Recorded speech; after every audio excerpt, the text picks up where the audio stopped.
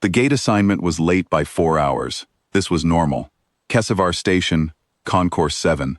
The civilian transit lounge ran on a logic that was entirely its own, unconnected to the posted departure board, unconnected to anything I had been told in the briefing packet. I had a chair that was too small, and a diplomatic portfolio that I did not open, and Kale was on the floor beside me, taking up the space that would have fit 3 of the chairs I was sitting in. He was 12 years old. He weighed 68 kilograms. When he lay flat, he was the length of a bench. He was gray at the muzzle, and gray at the chest, and gray along his spine, where the black wiry coat had gone silver, and his head was the size of a shoebox, and currently pressed against my left boot. He was asleep. He had been asleep for most of the last 3 days. When he was not asleep, he was walking slowly, which was also a kind of sleeping. I had a coffee from a dispensary that tasted like someone had described coffee to a machine that had never encountered coffee, and I drank it, and I looked at the board, and the board said, "Delayed," which I already knew. The lounge had been moderately full when we arrived. 12 passengers, maybe 15. A group of what I took to be Vethal transit clerks in the far corner, checking manifests. A slate-gray hulking species I didn't know the name of, sitting very still near the window. 2 Descent travelers in pale robes, who had their meal spread on a low table, and were eating something that smelled faintly of anise.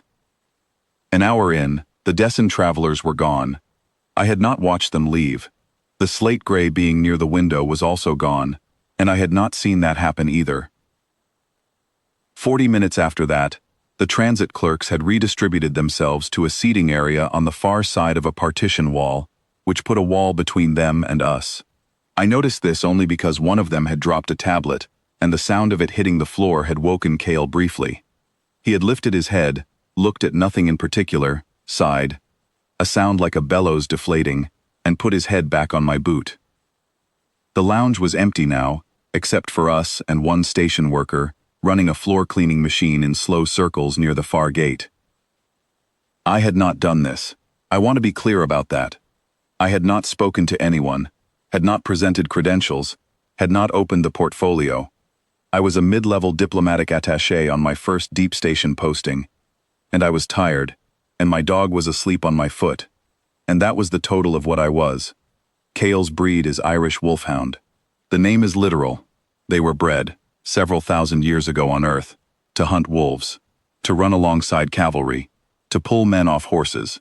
They are among the tallest dogs on Earth, and the oldest of the purpose-bred lines, and they look like something that was grown rather than born, like something the land made when it needed a particular problem solved, and decided to solve it with teeth and patience.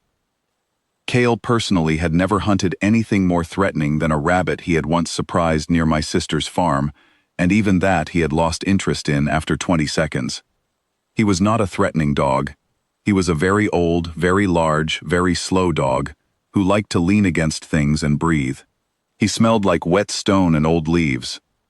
An official appeared from the direction of the transit desk. She was Vethal, late middle administrative register, reading from a data tablet, moving with the specific posture of someone performing a task they had been sent to perform by someone else. She stopped about 4 meters from us, looked at the tablet, looked at Kale, looked at the tablet again. "Your companion animal," she said. "His name is Kale," I said. She looked at the tablet. Her secondary respiratory panels, thin structures along her jaw that I had read about but not seen move before, went very flat. Not in anger, in something else. "We have records," she said, "from the early period of the Cooperative's contact with Earth's outer systems. Survey records. Classification fragments." She paused. "Pre-contact, mostly. Before formal designation." "All right," I said. "The long-limbed dogs." She said it in Vethal standard, and then she said something else that my earpiece rendered as, "the hounds of the high clans." She looked at Kale. "There are 300 years of fragmentary entries in the archive. They were considered possibly mythological." Kale breathed. His ribs moved. The joint in his back left leg, the one that gave him trouble on cold days, shifted slightly, and he made a small noise in his sleep, and then his breathing slowed again. He has bad knees, I said. The official looked at me. He is the first living specimen we have encountered, she said, since formal contact was established. I looked around the empty lounge. The floor cleaning machine had stopped. The worker running it had also, apparently, stopped, and was standing very still near the far gate. The others, I said, meaning the passengers who had been here when we arrived. There is a secondary lounge, the official said. Gate 11. She did not explain why they were there instead of here. She did not need to. She was still looking at the tablet. He is 12 years old, she said. Yes. His shoulder height is... She looked at Kale again, then at the tablet, and made a small correction. 81 centimeters at the shoulder. About that, I said. She tapped something on the tablet. She tapped it again. Whatever she was looking for, she appeared to find it, and what she found appeared to require her to stand very still for a moment. Is something wrong? I asked. No, she said. There is a classification code. She closed the tablet. It has not been applied in some time. She did not tell me the code. She tucked the tablet under her arm. The gate assignment will be updated within the hour. We will arrange ground transport on the other end. Thank you, I said. She nodded once, the Vethal courtesy gesture, and walked back toward the transit desk, moving with the careful steadiness of someone who has just done a thing and has not yet decided how to feel about it. I found out later, 3 days later, in the diplomatic brief that had been forwarded to my quarters, that Kale had received a prior designation. The brief was 2 sentences. It said the designation had been applied under Cooperative Archive Code 7, reserved for entities with pre-contact mythological classification, who were subsequently confirmed as extant. It said the designation was the 16th in the Cooperative's history. The brief did not say what the first 15 had been.